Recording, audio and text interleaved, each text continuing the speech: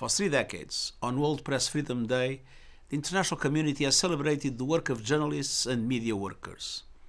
This day highlights a basic truth. All our freedom depends on press freedom.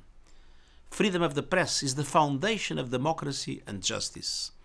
It gives all of us the facts we need to shape opinions and speak truth to power. And as this year's theme reminds us, press freedom represents the very lifeblood of human rights. But in every corner of the world, freedom of the press is under attack.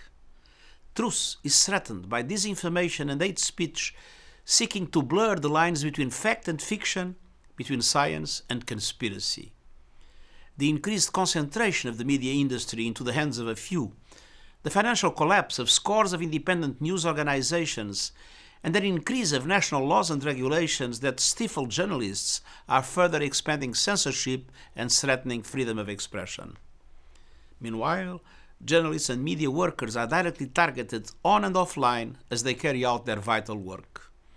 They are routinely harassed, intimidated, detained, and imprisoned. At least 67 media workers were killed in 2022, an unbelievable 50% increase over the previous year. Nearly 3/4 of women journalists have experienced violence online, and 1 in 4 have been threatened physically.